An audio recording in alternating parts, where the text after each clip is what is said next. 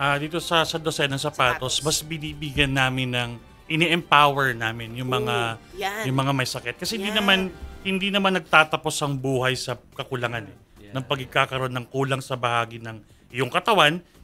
Bagkos mas ini-empower namin sila na ituloy nyo lang. Marami pang ibang paraan para mas lalo mong maipakita yung kunyari sa pagsusulat, sa pagguhit. Marami. Kaya nga ini-empower namin yung mga tao na hindi natatapos ang buhay dahil may kakulangan sa physical na katawan. Pero paano nyo po napili, for example, si Kyle, si Micah, paano sila napili dun sa role? Nag-undergo ba kayo ng audition or talagang nakita nyo na, ay parang eto talaga yung perfect sa role? In short, terror ba si Director Pilipino? Ako po personally, nag-audition po ako for the role. Tanghalang Pilipino po ay nag-post ng casting call and yun, interested po ako sa story kasi tulad nga po na sinabi ni Direk, napaka-heartwarming and very special po yung story para sa akin. So, ayun po. Nag-audition po ako and thankfully nakuha ko po yung role. I'm so honored. Huwag ka tayo magpaligoy-ligoy pa dahil may pasample daw sila. Ayan na. Sige. Let's do it. Ready na daw ang -1 namin.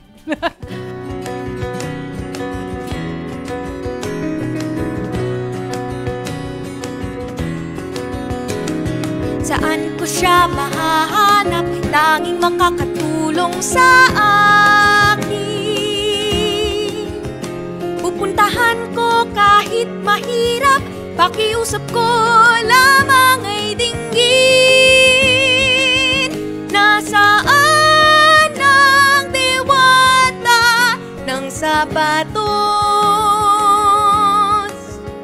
Nagbibigay ng minimithing regalo simula pa nung 4 na taong gulang. Tanging asam isuot ang mga sapatos na ginagawa ng aking mahal na tatay. Nasaan ang diwata ng sapatos?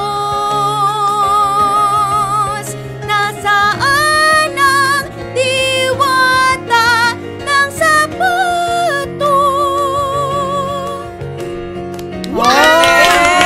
Galing. So, hinahanap ang diwata ng sapatos.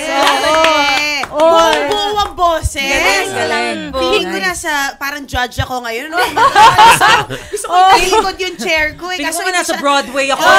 Diba? Parang twist yung upuan ko, hindi ako nakatwist pa gano'n. Hindi dapat ma-miss ng ating mga kababayan ito. Please, promote na natin ito. Inimbitahan po namin kayo manood ng Sandosen ng Sapatos. Magsisimula po kami November 17 hanggang December 3. Mabibili nyo po ang tickets nyo sa tickettome.com or pwede din po kayong mag-message sa Facebook page ng Tanghalang Pilipino. At gaganipin po pala siya sa Tanghalang Ignacio Jimenez sa CCP Complex. That is awesome. Micah? Direct. Kasama rin po pala namin dito sila Floyd Tena bilang gaganap na tatay at si Tex Ordonez de Leon naman po bilang nanay. Please invite them, Micah. Nasabi na po ni Kyle yung mga details sa mga tickets, pero gusto ko rin din po idagdag na napaka-talented po ng aming ensemble, yung aming mga sapatos, at featured din po sa aming musical si Mary Norma Damisela as the Diwata. Na hinahanap ni Kyle. Hinahanap-hanap.